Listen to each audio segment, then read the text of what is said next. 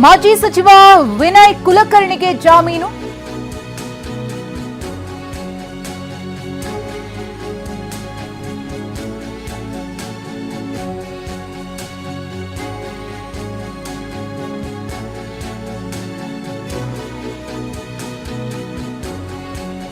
ಮಾಜಿ ಸಚಿವ ವಿನಯ್ ಕುಲಕರ್ಣಿ ಅವರಿಗೆ ಜಾಮೀನು ಮಂಜೂರಾಗಿದೆ. ಇವತ್ತು ವಿನಯ್ ಕುಲಕರ್ಣಿ ಅವರಿಗೆ ಬಿಗ್ ಡೇ ಆಗಿತ್ತು. ಆತಂಕ ಇತ್ತು, ಬಹಳ ಆತಂಕ ಇತ್ತು ವಿನಯ್ ಕುಲಕರ್ಣಿ ಅವರಿಗೆ. ಏನಾಗುತ್ತೆ ಅವರ ಜಾಮೀನು ಭವಿಷ್ಯ ಅಂತ. ಕೊನೆಗೂ ಕೂಡ ಮಾಜಿ ಸಚಿವ ವಿನಯ್ ಕುಲಕರ್ಣಿ ಅವರಿಗೆ ಬಿಗ್ ರಿಲೀಫ್ ಸಿಕ್ಕಿದೆ. ಜಾಮೀನು ಮಂಜೂರಾಗಿದೆ. ಯೋಗೇಶ್ ಗೌಡ ಕೊಲೆ ಪ್ರಕರಣಕ್ಕೆ ಸಂಬಂಧಪಟ್ಟಂತೆ ಶಿಕ್ಷೆ ಅಮಾನತಿನಲ್ಲಿಟ್ಟು ಜಾಮೀನನ್ನ ಹೈಕೋರ್ಟ್ ಕೊಟ್ಟಿದೆ. 5 ಲಕ್ಷ ಬಾಂಡ್ ಮತ್ತು ಶ್ಯೂರಿಟಿಯನ್ನ ಒದಗಿಸಲು ಆದೇಶವನ್ನ ನೀಡಲಾಗಿದೆ. ಈ ಹಿಂದೆ ಏನ್ ಶಿಕ್ಷೆಯನ್ನ ಕೊಡಲಾಗಿತ್ತೋ ಅದನ್ನ ಅಮಾನತಿನಲ್ಲಿಟ್ಟು ಹೈಕೋರ್ಟ್ ಜಾಮೀನನ್ನ ವಿನಯ್ ಕುಲಕರ್ಣಿ ಅವರಿಗೆ ಮಂಜೂರು ಮಾಡಿದೆ. ಯೋಗೇಶ್ ಗೌಡ ಕೊಲೆ ಪ್ರಕರಣಕ್ಕೆ ಸಂಬಂಧಪಟ್ಟಂತೆ ಮಾಜಿ ಸಚಿವ ವಿನಯ್ ಕುಲಕರ್ಣಿ ಅವರಿಗೆ ಬಿಗ್ ರಿಲೀಫ್.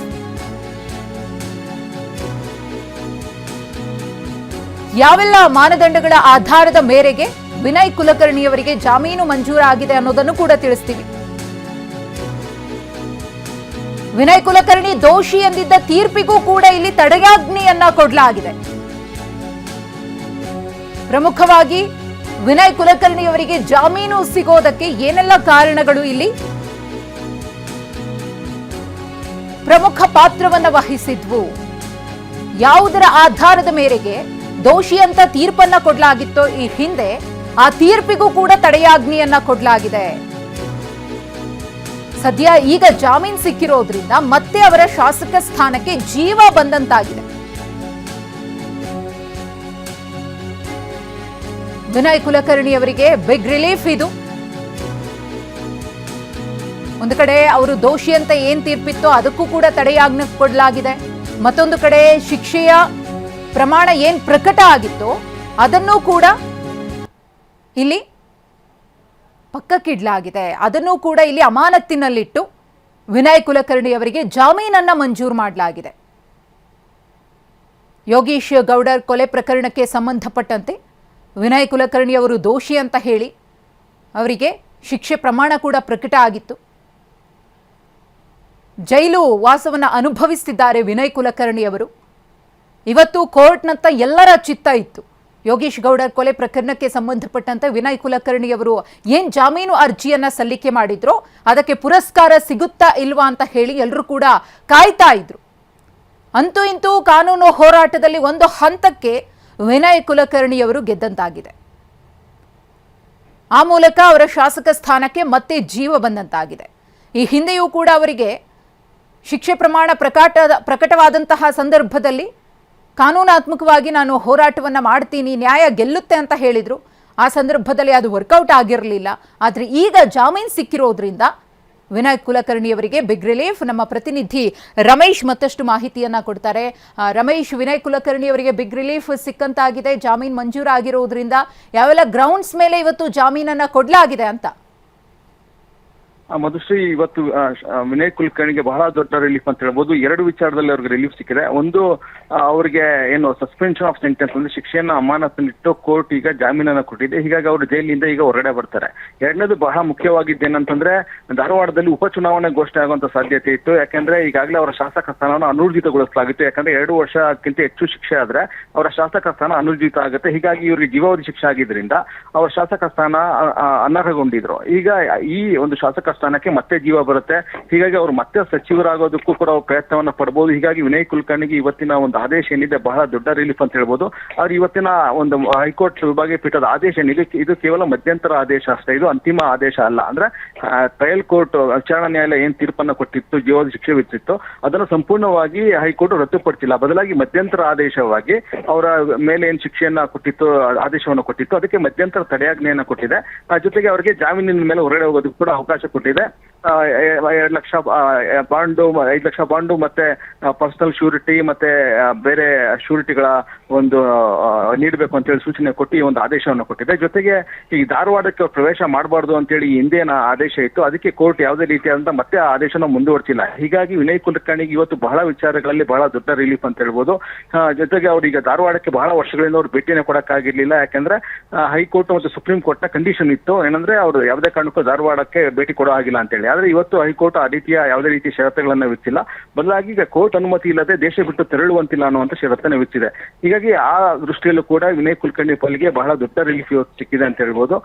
ಹೀಗಾಗಿ ಇವತ್ತು ಹೈಕೋರ್ಟ್ ಆದೇಶ ನೀಡೋದ್ರಿಂದ ಮತ್ತೆ ಷರತ್ತುಗಳನ್ನ ಕೂಡ ವಿಧಿಸಿರೋದ್ರಿಂದ ಆ ಷರತ್ತುಗಳನ್ನ ಕಂಪ್ಲೈ ಆದ್ಮೇಲೆ ಅಂದ್ರೆ ಇವತ್ತು ಅಥವಾ ನಾಳೆ ಕೋರ್ಟ್ ಅಂದ್ರೆ ವಿಚಾರಣಾ ನ್ಯಾಯಾಲಯ ಬಿಡುಗಡೆ ಆದೇಶವನ್ನು ಹೊರಡಿಸಬಹುದು. ಹೀಗಾಗಿ ಇವತ್ತು ಅಥವಾ ನಾಳೆ ವಿನಯ್ ಕುಲಕರ್ಣಿ ಅವರು ಜೈಲಿಂದ ಹೊರಗಡೆ ಬರ್ತಾರೆ. ಮತ್ತೆ ಅವ್ರ ಶಾಸಕ ಸ್ಥಾನ ಕೂಡ ಊರ್ಜಿತ ಆಗುವಂತ ಸಾಧ್ಯತೆ ಇದೆ. ಹೀಗಾಗಿ ಶಾಸಕ ಸ್ಥಾನ ಊರ್ಜಿತ ಆದ್ರೆ ಉಪಚುನಾವಣೆ ಕೂಡ ನಡೆಯೋದಿಲ್ಲ. ಹೀಗಾಗಿ ಎಲ್ಲಾ ರೀತಿಯಾದಂತಹ ರಿಲೀಫ್ ಇವತ್ತು ವಿನಯ್ ಕುಲಕರ್ಣಿಗೆ ಸಿಕ್ಕಿದೆ. ಆದ್ರೆ ಇದು ತಾತ್ಕಾಲಿಕ ರಿಲೀಫ್ ಅಷ್ಟೇ. ಅಂತಿಮವಾಗಿ ಹೈಕೋರ್ಟ್ ಏನ್ ತೀರ್ಪನ್ನು ಕೊಡುತ್ತಾ, ಅಂತಿಮವಾಗಿ ಹೈಕೋರ್ಟ್ ಏನಾದ್ರು ವಿಚಾರಣೆ ನ್ಯಾಯಾಲಯದ ತೀರ್ಪನ್ನು ಎತ್ತಿ ಹಿಡಿದ್ರೆ ಆಗ ಅವರು ಮತ್ತೆ ಜೈಲು ಸೇರ್ಬೇಕಾಗತ್ತೆ, ಮತ್ತೆ ಶಿಕ್ಷೆಯನ್ನು ಅನುಭವಿಸಬೇಕಾಗತ್ತೆ. ಹೀಗಾಗಿ ಇವತ್ತಿನ ಆದೇಶ ಏನಿದೆ ಅದು ಕೇವಲ ಮಧ್ಯಂತರ ಆದೇಶ ಮತ್ತೆ ತಾತ್ಕಾಲಿಕ ಆದೇಶ ಆಗಿರುತ್ತೆ. ಹಾಗೇನೆ ರಮೇಶ್, ಈಗ ಈ ಒಂದು ಆದೇಶವನ್ನ ಪ್ರಶ್ನೆ ಮಾಡಿ ಮತ್ತೆ ಅರ್ಜಿಯನ್ನ ಸಲ್ಲಿಕೆ ಮಾಡಬಹುದಾ ಅಂತ ಹೇಳಿ, ಆ ನಿಟ್ಟಿನಲ್ಲಿ ಏನಾದ್ರೂ ಬೆಳವಣಿಗೆಗಳನ್ನ ನಿರೀಕ್ಷೆ ಮಾಡಬಹುದಾ ಅಂತ? ಖಂಡಿತ ಮುಂದುವರಿಸಿ. ಯಾಕಂದ್ರೆ ಈ ಕೇಸ್ನಲ್ಲಿ ಸಿಬಿಐ ಕೂಡ ಬಹಳ ಪ್ರಬಲವಾದಂತಹ ವಾದವನ್ನ ಹಿಂದಿನಿಂದಲೂ ಕೂಡ ಮಂಡಿಸಿದೆ. ಮತ್ತೆ ಈ ಕೇಸ್ನಲ್ಲಿ ಸಿಬಿಐ ಪರವಾಗಿ ಖುದ್ದಾಗಿ ಕೇಂದ್ರ ಸರ್ಕಾರದ ಅಡಿಷನಲ್ ಸಾಲಿಸಿಟರ್ ಜನರಲ್ ರಾಜು ಅವರೇನೆ ವಾದ ಮಂಡನೆಯನ್ನ ಮಾಡಿದ್ರು. ಟ್ರಯಲ್ ಕೋರ್ಟ್ ಅಲ್ಲೂ ಕೂಡ ಅವರೇ ವಾದ ಮಂಡನೆಯನ್ನ ಮಾಡಿದ್ರು. ಹೀಗಾಗಿ ಕೇಂದ್ರ ಸರ್ಕಾರ ಅಥವಾ ಸಿಬಿಐ ಈ ಕೇಸನ್ನ ಬಹಳ ಗಂಭೀರವಾಗಿ ಪರಿಗಣಿಸಿದೆ ಅಂತ ಹೇಳ್ಬೋದು. ಹೀಗಾಗಿನೇ ಇವತ್ತಿನ ಹೈಕೋರ್ಟ್ ಆದೇಶ ಏನಿದೆ ಇದನ್ನ ಪ್ರಶ್ನೆ ಮಾಡಿ ಸುಪ್ರೀಂ ಕೋರ್ಟ್ಗೆ ಮೇಲ್ಮನವಿ ಸಲ್ಲಿಸುವಂತ ಸಾಧ್ಯತೆಗಳು ಇವೆ. ಹೀಗಾಗಿ ಒಂದ್ ವೇಳೆ ಸುಪ್ರೀಂ ಕೋರ್ಟ್ಗೆ ಏನಾದ್ರು ಮೇಲ್ಮನವಿ ಸಲ್ಲಿಸಿ ಸುಪ್ರೀಂ ಕೋರ್ಟ್ ಏನಾದ್ರು ಇವತ್ತಿನ ಹೈಕೋರ್ಟ್ ಆದೇಶಕ್ಕೆ ತಡೆಯಾಜ್ಞೆ ಕೊಟ್ಟರೆ ಆಗ ಮತ್ತೆ ಅವರು ತಮ್ಮ ಜಾಮೀನನ್ನ ಕಳ್ಕೊಳ್ತಾರೆ ಅಥವಾ ಮತ್ತೆ ಜೈಲು ಸೇರ್ಬೇಕಾದಂತ ಪ್ರಸಂಗ ಒದಗಿ ಬರುತ್ತೆ. ಆದ್ರೆ ಇದೆಲ್ಲವೂ ಕೂಡ ಮುಂದಿನ ದಿನಗಳಲ್ಲಿ ತೀರ್ಮಾನ ಆಗುತ್ತೆ. ಯಾಕಂದ್ರೆ ಇವತ್ತಿನ ಆದೇಶದ ಪ್ರತಿ ಹೊರಗಡೆ ಬರಬೇಕಾಗುತ್ತೆ. ಅದಾದ್ಮೇಲೆ ಸಿಬಿಐ ಅದನ್ನ ಪ್ರಶ್ನೆ ಮಾಡಿ ಮೇಲ್ಮನವಿ ಸಲ್ಲಿಸಬೇಕಾಗುತ್ತೆ. ಹೀಗಾಗಿ ಹಾಗೇನಾದ್ರು ಮೇಲ್ಮನವಿ ಸಲ್ಲಿಸಿದ್ರೆ ಆಗ ಮುಂದಿನ ವಾರ ಸುಪ್ರೀಂ ಕೋರ್ಟ್ ನಲ್ಲಿ ಅರ್ಜಿ ವಿಚಾರಣೆ ಬಿಡುತ್ತೆ. ಮುಂದಿನ ವಾರ ಸುಪ್ರೀಂ ಕೋರ್ಟ್ ಏನ್ ಹೇಳುತ್ತೋ ಅದನ್ನ ಫಾಲೋ ಮಾಡ್ಬೇಕಾಗುತ್ತೆ. ಹೀಗಾಗಿ ಈಗ ಮೊದಲ ಹಂತದ ಈಗ ಯಶಸ್ಸೇನು ಸಿಕ್ಕಿದೆ ಅದು ವಿನಯ್ ಕುಲಕರ್ಣಿ ಪಾಲಿಗೆ ಬಹಳ ದೊಡ್ಡ ರಿಲೀಫ್ ಆಗಿರುತ್ತೆ. ಆದ್ರೆ ಈ ರಿಲೀಫ್ ಎಷ್ಟು ದಿವಸಗಳ ಕಾಲ ಇರುತ್ತೆ ಅಥವಾ ಸಿಬಿಐ ಮೇಲ್ಮನವಿ ಸಲ್ಲಿಸುತ್ತಾ ಇಲ್ವಾ ಅನ್ನೋದನ್ನ ನಾವು ಕಾದ್ ನೋಡ್ಬೇಕಾಗತ್ತೆ. ಆದ್ರೆ ಇವತ್ತಿನ ಆದೇಶ ಏನಿದೆ ಮಧ್ಯಂತರ ಆದೇಶ ಮಾತ್ರ. ಹೀಗಾಗಿ ಇವತ್ತಿನ ಆದೇಶದಿಂದ ಬಹಳ ದೊಡ್ಡ ರಿಲೀಫ್ ಮತ್ತೆ ಅವರು ನಾಳೆ ಜಾಮೀನಿನ ಮೇಲೆ ಇಚ್ಛೆ ಬರುವಂತಹ ಸಾಧ್ಯತೆಗಳು ಹೆಚ್ಚಾಗಿವೆ.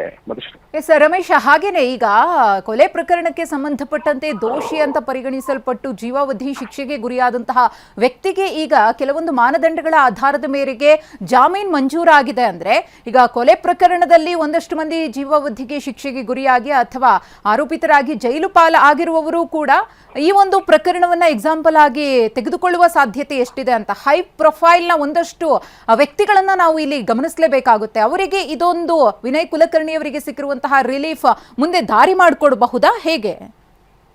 ಮಧುಶ್ರೀ, ಸಾಮಾನ್ಯವಾಗಿ ವಿಚಾರಣಾ ನ್ಯಾಯಾಲಯದಲ್ಲಿ ಜಾಮೀನು ಸಿಕ್ಕವರಿಗೆ ಹೈಕೋರ್ಟ್ ನಲ್ಲೂ ಕೂಡ, ಯಾಕಂದ್ರೆ ಹೈಕೋರ್ಟ್ ನಲ್ಲಿ ಈ ಒಂದು ವಾದ ಮಂಡನೆ ಮುಕ್ತಾಯ ಆಗುವಂತದಕ್ಕೆ ಇನ್ನೂ ಕಾಲಾವಕಾಶ ಇರುತ್ತೆ.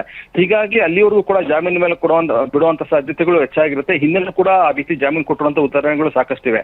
ಅದೇ ರೀತಿ ಒಂದ್ ವೇಳೆ ಈ ಕೇಸ್ ತೀರಾ ಗಂಭೀರ ಮತ್ತೆ ಇಲ್ಲಿ ಜಾಮೀನು ಕೊಡ್ಲೇಬಾರ್ದು ಅಂತ ಅನ್ಸಿದ್ರೆ ಆಗ ಹೈಕೋರ್ಟ್ ಆ ಜಾಮೀನು ಕೊಡೋದಕ್ಕೆ ನಿರಾಕರಿಸಲೂಬಹುದು. ಮತ್ತೆ ಪ್ರತಿಯೊಂದು ಕೇಸ್ ಕೂಡ ಕೇಸ್ ಟು ಕೇಸ್ ಬೇಸಿಸ್ ಅಲ್ಲಿ ಹೈಕೋರ್ಟ್ ತೀರ್ಮಾನ ಮಾಡುತ್ತೆ. ಅಂದ್ರೆ ಎಲ್ಲಾ ಕೇಸ್ಗೂ ಒಂದೇ ಒಂದು ಮಾನದಂಡ ಅನ್ವಯ ಆಗೋದಿಲ್ಲ. ಬದಲಾಗಿ ಆ ಕೇಸ್ ಅಲ್ಲಿ ತೀವ್ರತೆ, ಆ ಕೇಸ್ನಲ್ಲಿರುವಂತ ಸಾಕ್ಷ್ಯ ಆಧಾರಗಳ ಪ್ರಮಾಣ ಮತ್ತೆ ಅವ್ರ ಜೈಲಿಂದ ಹೊರಗಡೆ ಬಂದ್ರೆ ಅದರಿಂದ ಆಗುವಂತ ಪರಿಣಾಮ ಇದೆಲ್ಲವನ್ನು ಕೂಡ ವಿವೇಚನೆಗೆ ಒಳಪಡಿಸಿ ಕೋರ್ಟ್ ತೀರ್ಮಾನ ಮಾಡುತ್ತೆ. ಇಲ್ಲೇನಾಗಿತ್ತು ಅಂದ್ರೆ ಟ್ರಯಲ್ ಕೋರ್ಟ್ ಅಲ್ಲಿ ಮೊದಲು ವಿಚಾರಣೆ ನಡೆದಾಗ ಕೇಸ್ ಅಂದ್ರೆ ಎಲ್ಲರೂ ಕೂಡ ಹಾಸ್ಟೈಲ್ ಆಗಿದ್ರು. ಜೊತೆಗೆ ವಿನಯ್ ಕುಲಕರ್ಣಿ ಆರೋಪಿನೇ ಆಗಿರ್ಲಿಲ್ಲ.